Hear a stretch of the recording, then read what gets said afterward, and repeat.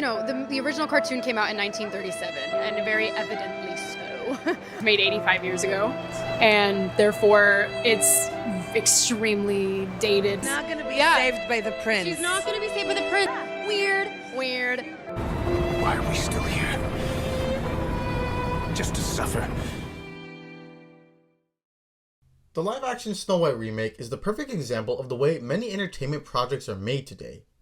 It's representative of a time where both corporate decisions and an unwillingness to understand the source material run rampant.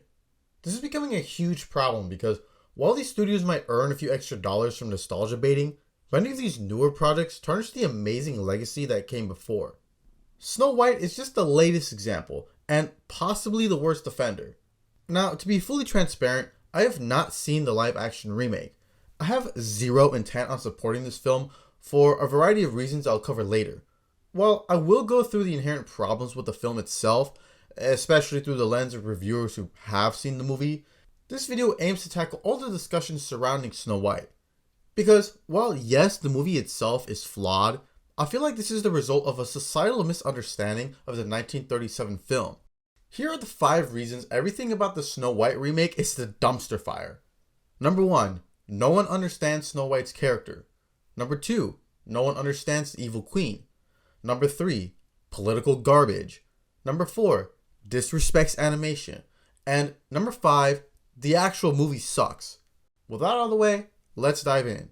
I'm the original princess. You're a copy of a copy. I am porcelain and perfect, and your floppy hair is sloppy. One of the biggest problems with all the debate around the new Snow White is that very little people have a real understanding of the 1937 film. And yeah, that included me up until a few weeks ago. Think about it. When was the last time you saw the original Snow White? It was probably when you were a kid. Or if you're a parent, then maybe you've seen it again to show your kids. Obviously, there's exceptions, but for the vast majority of us, we only have a vague memory of certain scenes. We of course all know about the 7 dwarfs, the magic mirror scene, and the prince kissing Snow White. But because we only remember specific scenes or feelings, we each draw our own conclusions about the film. This is a big problem. On its own, interpreting a movie isn't a bad thing. In fact, I'd argue it's one of the best parts about watching a movie. But this becomes a big issue when you're basing this off a hazy memory of a few scenes. You miss the overarching story and important moments that can drastically change the meaning of the film. This, I suspect, is what Rachel Ziegler has fallen victim to. I was scared of the original cartoon. I think I watched it once and then I never picked it up again.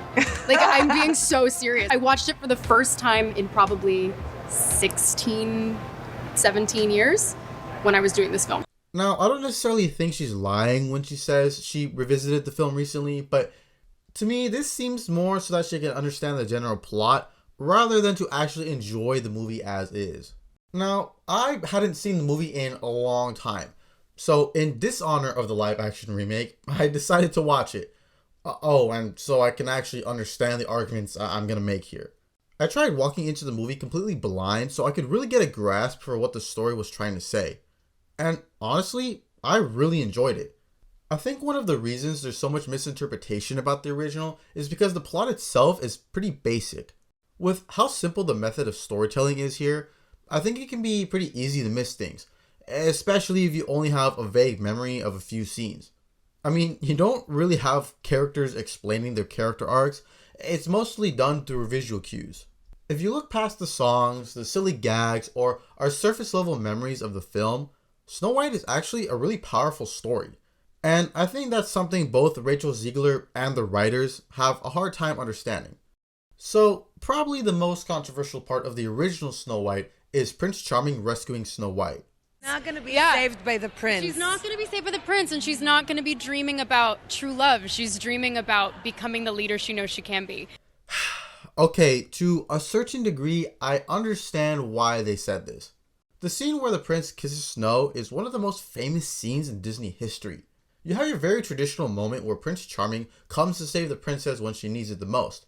Clearly, this is the most important part of the movie, right? Yes, but actually no. Upon rewatching the original, the kiss really isn't that important. What? Okay. Let me explain.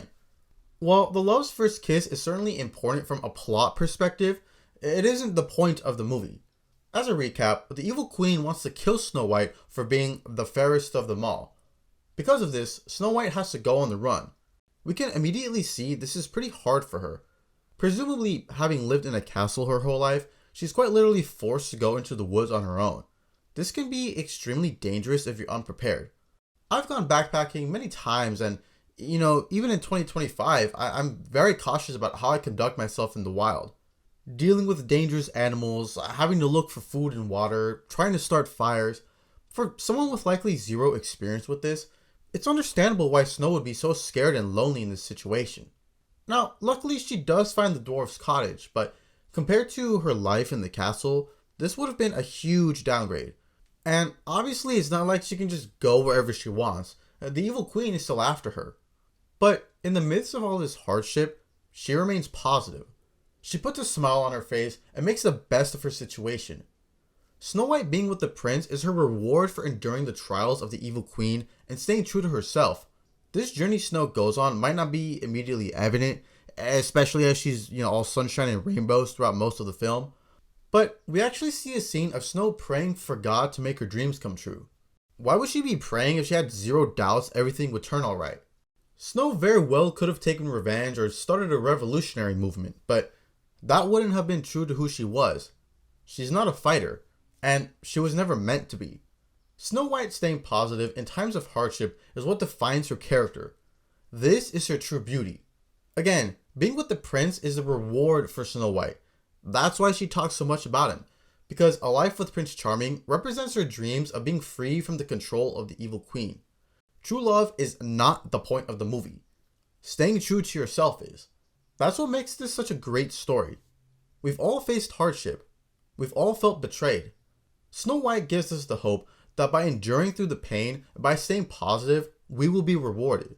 By removing the prince from Snow White's story, you have essentially stripped what makes her such a powerful figure.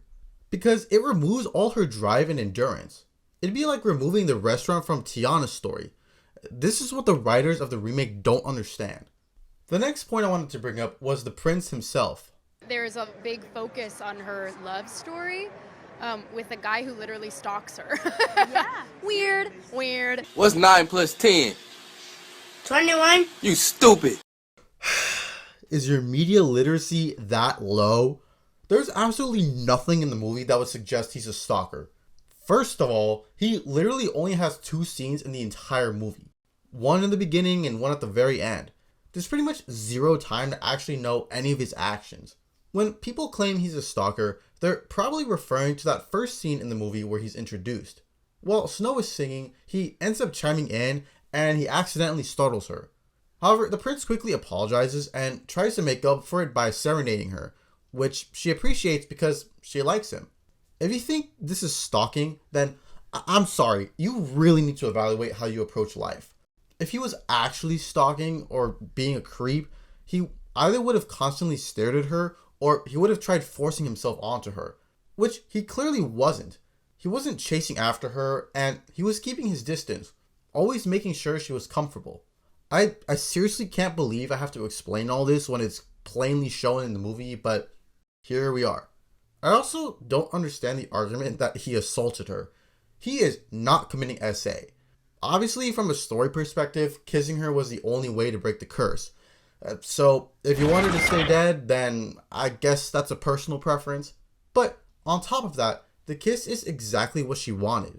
She constantly pined the entire movie about being with him. As implied by this movie and explicitly stated in many similar stories after, the kiss only works if the two are actually interested in each other. Is romance and media literacy so dead that this is so hard to understand? I don't really get why the writers want to downplay the prince's role when he already had very little screen time in the original. Again, the prince is more of a plot device or a symbol to represent Snow's dreams in the face of despair. He's not meant to reinforce societal standards. Also, I wanted to point out that the kiss in Snow White is not true love's kiss. It's love's first kiss. In a modern context, this literally just means they started dating. It has nothing to do with eternal true love. And romantic standards were way different back in the day, meaning the fact they kissed at all is pretty significant. But I digress. Reality is that the cartoon was made 85 years ago, and therefore it's extremely dated when it comes to the ideas of women being in roles of power and what a woman is fit for in the world. My sister in Christ! Did we watch the same movie? How in the universe did you come to that conclusion? Literally, the main two characters of the movie are women. They are the driving forces of the story. Obviously, the evil queen is doing everything of her own power, and even though Snow White is on the run, she's literally changing everything about how the dwarves live. I mean, she breaks into their house and cleans it without permission, and she practically forces them to wash themselves before dinner. She's actually quite sassy and bossy in the movie. And again, it would have been very easy for her to stay depressed or to turn to the dark side. But Snow stays strong despite her circumstances and even betters the lives of the dwarves because of that. Snow isn't strong because of her physical strength, but because of her mental resolve. The fact that you took one scene out of context and somehow construe that to mean the entire film is sexist tells me you never actually care to understand the source material. Obviously, I'm pointing the finger at Rachel Zegler directly since she's the face of this mess, but I'm also talking to the writers and directors of the movie. Because instead of uplifting or expanding upon the concepts of the original, they decided they wanted to inject their own politics into the story. And that's a massive issue. But let's move on to the next reason the remake sucks. You got no skills cause you're focused on your looks. And let's get to what was up with you and those 7 schnooks. This is going to be a complicated section, isn't it? There's been a lot of debate surrounding the casting of Rachel Zegler and Gal Gadot. For Wonder Woman, many have argued that she's much more attractive than Rachel Zegler, and therefore, this is a bad casting. I mean, if we're being fair, the costume and hair department did not help Zegler at all. The Muffin Man? The Muffin Man! She's married to the Muffin Man. For the titular character, people have complained that because Rachel Zegler is Latina and doesn't have white skin, she's not fit for the character. But if we're keeping it a $1.50, none of this actually matters. I think all the confusion comes from the famous scene. Magic mirror on the wall, who is the fairest one of all? Now, I certainly understand why people would come to the conclusions I stated earlier, but those are fundamental misunderstandings of the original story. First of all, it's important to know why Snow White's beauty is important.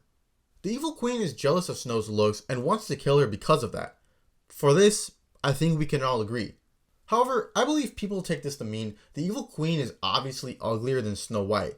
Like, Snow White needs to be a whopping 10 out of 10, while the evil queen is closer to being mid! But this is actually not true. If we take a look at the very beginning of the movie, we see that the queen feared Snow White's beauty would one day surpass her own. She would consult the magic mirror daily to ask who the fairest one of all was, and every day the mirror would say the queen was. To try preventing Snow from surpassing her beauty in the future, she'd put rags on her to make Snow appear uglier. But obviously this didn't work because Snow's natural beauty would break the boundaries of her attire. So, as we can see, the evil queen is actually supposed to be quite beautiful. There was a period of time where she was the most stunning person in the kingdom. But there will always be someone better than us. Age will inevitably limit us. As we get older, our youthful look leaves us. We aren't able to move as well. We can't think as straight. Regina hates Snow White, not because the young princess is surpassing her, but because Snow represents the queen's fears of growing old. By leaving her physical beauty behind, she believes she's losing an intrinsic and important part of her. For a film made in the 30s, Snow White has a surprisingly progressive view on beauty standards. Society tells women their worth is based on their appearance. If their heads look ugly, if they're not the right body type, or if they have the wrong fashion, then they are seen as less than. This can often mean having less opportunities simply because of their looks. Scholars refer to this phenomenon as pretty privilege. I could bring up actual studies to support this, but I think we can all remember a time we treated someone better simply because we were simping for them. And ladies, you all know what you do to get into the club for free. You can't hide from me. This is exactly what Regina fears will happen to her. She believes all her worth as a woman will die when she is no longer physically attractive. Instead of maturing and finding new meanings for what beauty is, she holds onto a childish view of attraction. So, wiping out the competition is the only option in her mind. The story of Snow White warns us of what happens when we place too much importance on surface level understandings of beauty. We become so obsessed with it that we go through any lengths necessary to hurt others. And, in the end, it destroys us. This is a tragedy of Regina's story. As she becomes so enveloped in her jealousy, her true nature emerges as the old witch. This ugly, maniacal villain represents who the evil queen truly is inside. And she dies as such. Physical attraction may be important for selecting a partner, but it is ultimately a surface level and unimportant value for determining one's beauty. The writers of the remake believed the 1937 film was about who is prettier, but this was never the point of the movie. Snow White isn't beautiful because of her looks. She's beautiful because of the way she treats others and how she stays positive despite her situation. Her kindness, her bravery, her resolve. These are what makes someone truly beautiful. You could look like Aphrodite herself, but if you have the personality of a cockroach, I'm gonna avoid you like the plague. The evil queen turning into the old witch is a visual representation of her inner ugliness. And Snow's physical attraction is solely a visual representation of her inner beauty. Something Regina nor the writers of the remake couldn't understand.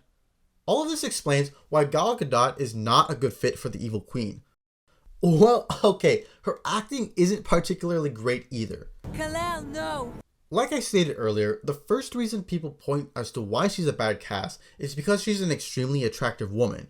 While I understand this argument, the problem is that we start injecting our subjective beliefs of physical beauty into this, which can easily become quite problematic. As a personal example, I know many people who think Dua Lipa is hot. I, however, don't. If I paired her with Wonder Woman, I personally think Gadot is much prettier.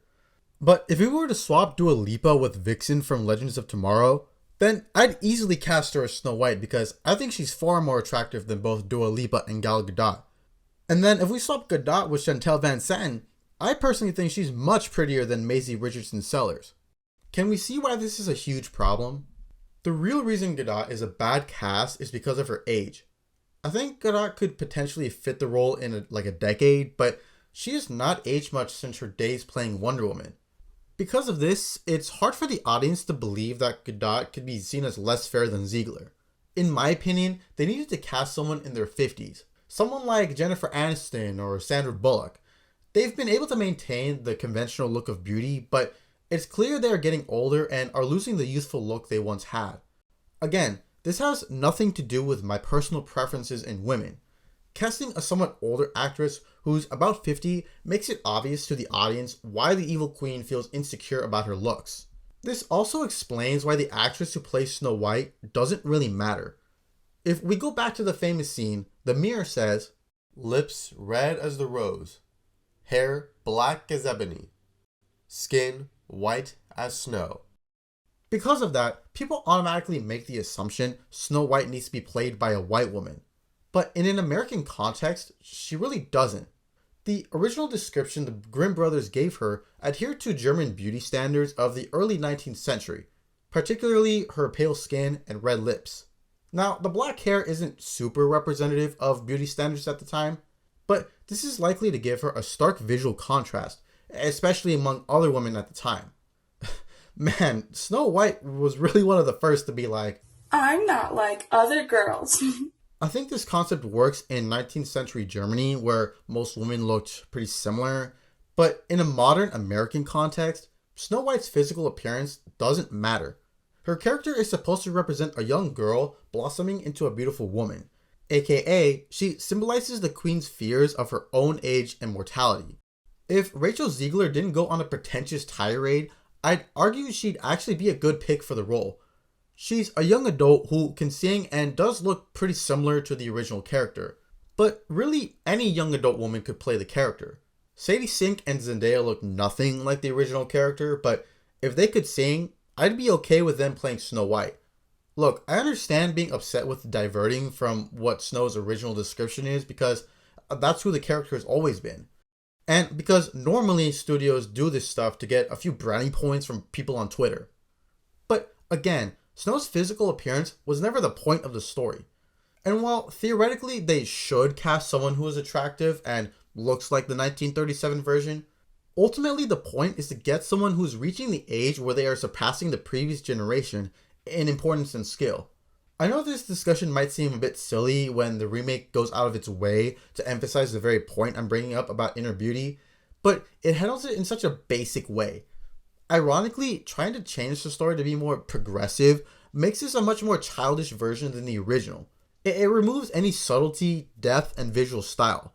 Somehow the substance is a better retelling of the Snow White story because it understands the fundamental themes the original was trying to portray. Now, even without Rachel Ziegler's dumb comments, there were still a lot of people who complained that she was Latina. This is part of a much wider problem in Hollywood. Put a chick in it, make her gay!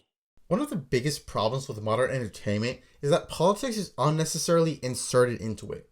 Of course, with Snow White in particular, we saw that they were likely going to replace the dwarves with bandits, probably as an act of performative representation.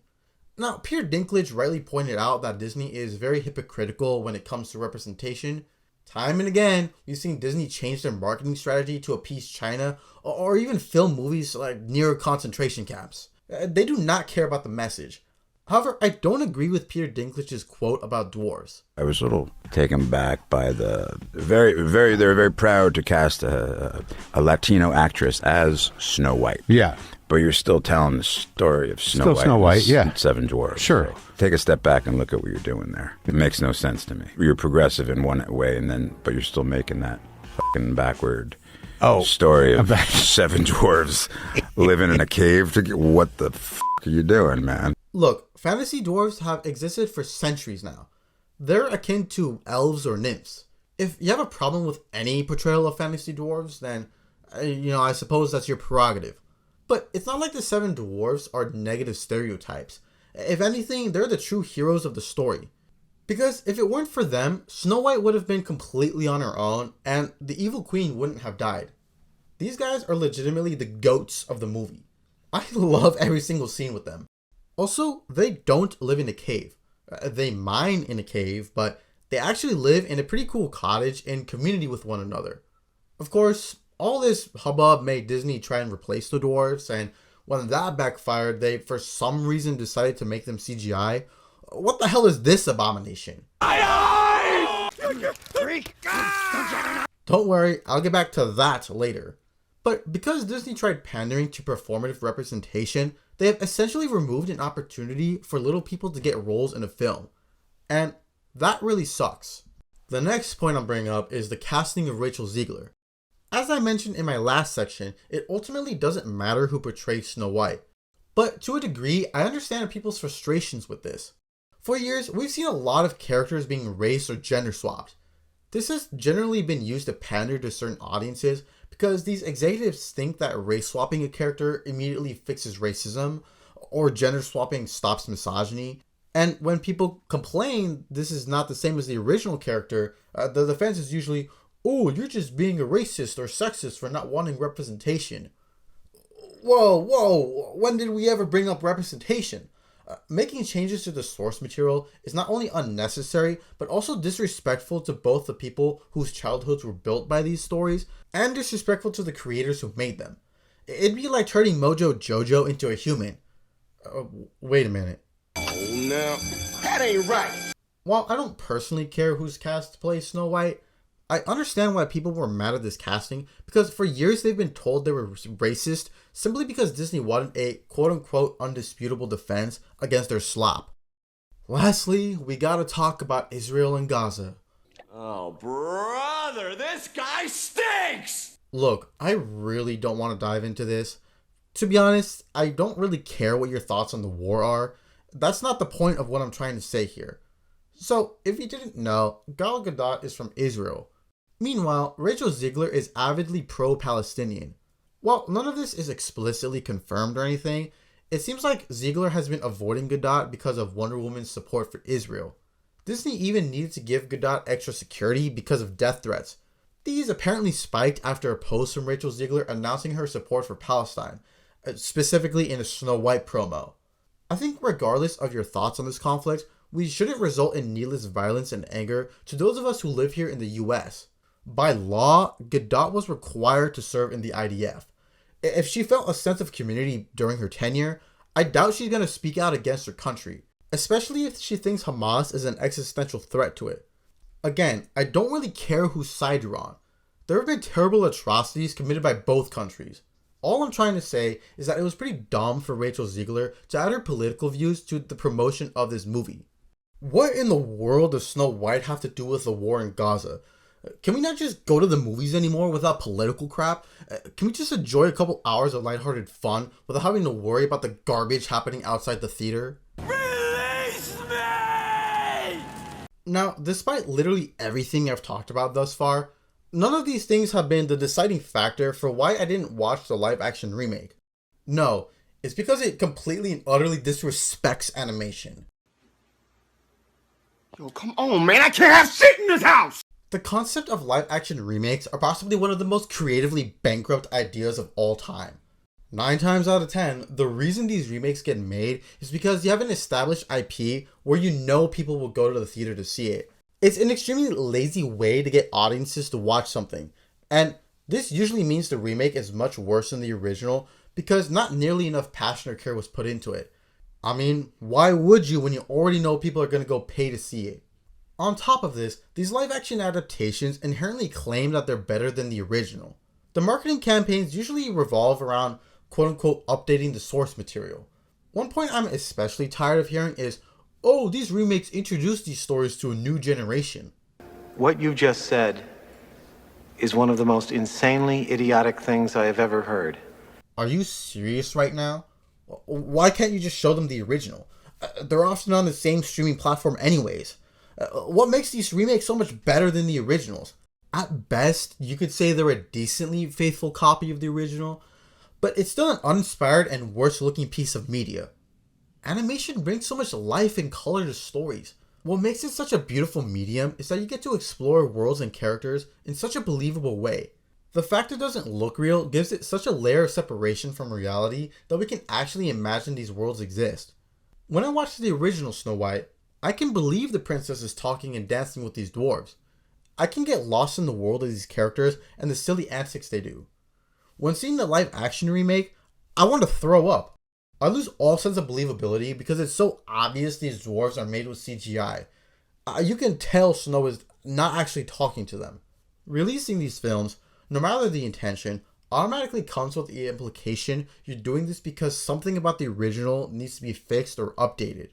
By trying to create carbon copies of the original films, somehow claiming they're equal or better than what they used to be, and solely for a quick cash grab, you're spitting in the face of all the animators and creatives who worked on those films. They spent countless hours, blood, sweat, and tears to create a story they have passion for. When making these adaptations, you're essentially looking at the people who made the original, slapping them and telling them, you were never good enough. And that, to me, is the highest form of disrespect. This is why I refuse to watch any live action remake that tries to be a carbon copy of the original. If these live action adaptations were a faithful but different approach to what the animation was, I'd be more forgiving. If the live action How to Train Your Dragon was rated R, where the dragons and humans are committing war crimes against each other, I'd go watch that. Because that gritty approach to the story would fit the live action medium. It would be an interestingly different take on the original story, one that could expand on what it was trying to say. But nope, we're just gonna get a carbon copy of the animation. All the hard work the original animators put is down the drain because this is the version we want people to remember. The last one was okay at best, but this is the better one because it's more realistic, right? At no point in your rambling, incoherent response were you even close to anything that could be considered a rational thought. If you honestly believe animation is a lesser form of storytelling, then you need to grow up. Because many of the animated stories that are quote-unquote just for kids are honestly much deeper than the supposedly mature and edgy adult content. Okay, I think I'm done ranting about this animation subject. Let's move on to the last reason the Snow White remake is trash. Now, because I haven't seen the movie, technically there's a chance it is really good. However, from all the reviews, something tells me otherwise. And to be honest, while it's just me and you here, I walked out of the movie. And I'm kind of embarrassed to say that because I never walk out of movies. In the end, for the whole experience, just a movie I'm not going to remember in T-minus 1 day. Yeah, just watch the original, I guess. Yeah, so it seems like from a pacing perspective, this was a complete mess. Obviously, they tried reshooting the film to re-include the dwarves into the movie, but this resulted in Snow going between two different plot lines where she interacts with them and the 7 bandits. This apparently made for very sloppy scenes where it was obvious what the original vision was and where it went wrong. The music and visuals are also trash. Again, I've already ranted about how it could never reach the greatness of the original, but even on their own merit, the visuals and music just don't work. CGI can be absolutely amazing and it can uplift the story when it's there. But bad camera angles and effects that were obviously done last minute just take the quality of this whole thing. The lighting and color grading just make this look cheap too. I really don't know how to explain it. All the harsh yellows in the forest scenes just kind of look ugly to me. And while I don't deny Rachel Zegler is a great singer, you get the classic Disney remake where they either redo songs in a less interesting way or make new songs that are entirely unmemorable. Wondering, will she appear? Or will I spend another year? Oh, is fair. Whistle while you work. You'll get it.